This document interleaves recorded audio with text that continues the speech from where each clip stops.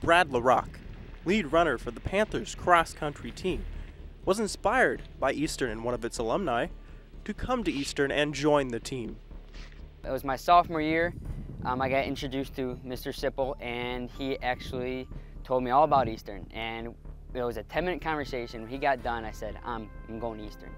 And it was sophomore year, like I made up my mind. I was like, okay, that's it. You know, I'm going there. And then it was the end of my junior year. Coach Massonet got in touch with me, and senior year made a visit. It was a nonchalant visit. Came, you know, hung out with the guys, met Coach, met some other people, and yeah, and then signed that year. So I run anywhere from a 5,000 to a 10,000. Those are my two races. And then here in cross country, race an 8K in the regular season and a 10,000 meter for regionals and nationals. Coach Howard came along senior year, and she really helped me, you know, to not overtrain, be calm about everything, just be patient. And senior year was great. Took 7th in the conference and for cross country in OVC, and then took 2nd in track in the 10,000 meters. So that was good. And then this year we're here, and it's been the best season yet. So he just started off the season on an incredible note, breaking 25 flat as well, his opening race. Then last week we went to Illinois Intercollegiates, and he felt a little pressure because he did so well early on, and I think he was a little concerned about being a little worked up.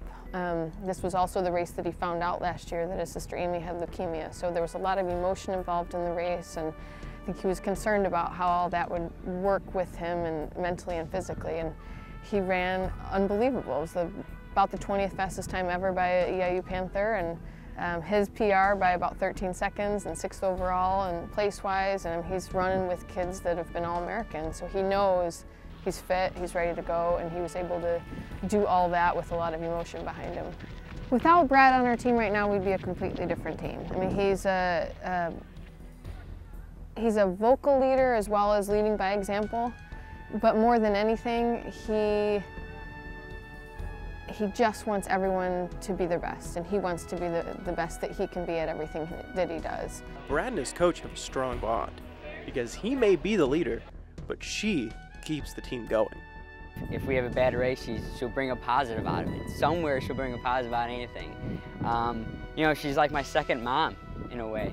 My mom at home, I love her to death. You know, she's my number one woman. But yeah, Coach Howard is my mom down here in a way. You know, she's very caring. You know, she just loves you like your own child. It's just a warm feeling when you go to meet, knowing that someone that your coach is caring for you and wants you to succeed 110%. I think he's elevated everyone's spirit, elevated everyone's ability to be a better teammate. What does that mean, you know, on and off the field?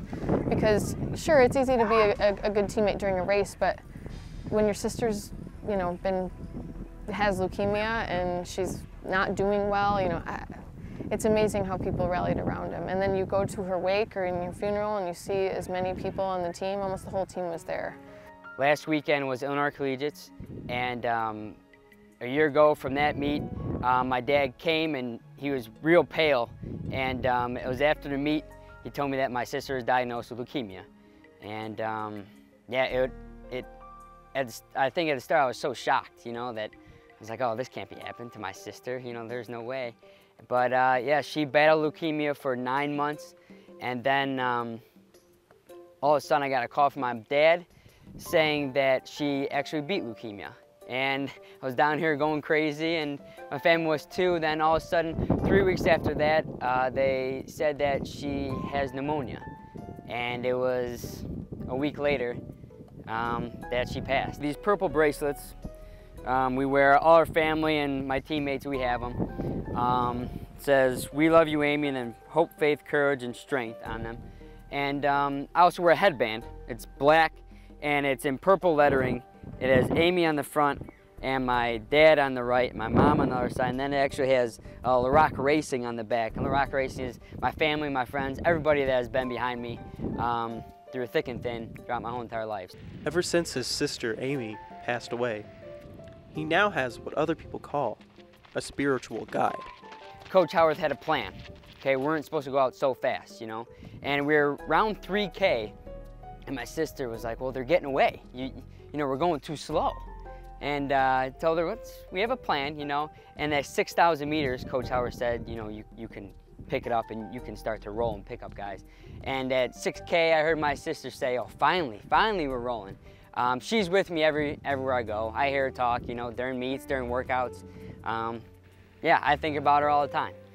I didn't know, but I just found out actually that she would always pray for me before my races. So I never knew that. And then in high school, when I would leave for a meet early in the morning, she'd be up and she'd be sitting there and at the breakfast table, you know, saying, okay, well, good luck, you know, and she'd give me a big hug and I go on my merry way to my meet, you know. But yeah, she really knew what was going on, and you know, but she didn't let me see it in a way. You know, she didn't let me see her praying for me during my race and stuff like that. But she knew that I was going out there to battle and fight hard. And after the race, she would always be like, "Did you get me that medal?" In high school, I'd come back and say, "I got you the medal. There you go." You know, and she put it up in her room, and yeah, so she knew. Running closer to the future with his sister's memory held close in his heart, he has an ideal plan ahead at the finish line. Hopefully, work at a health club.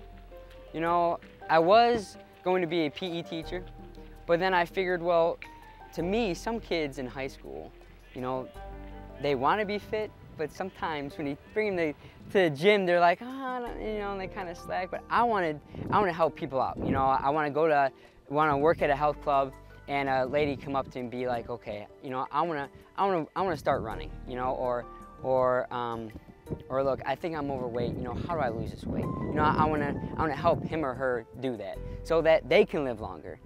So, yeah, that's pretty much in a nutshell.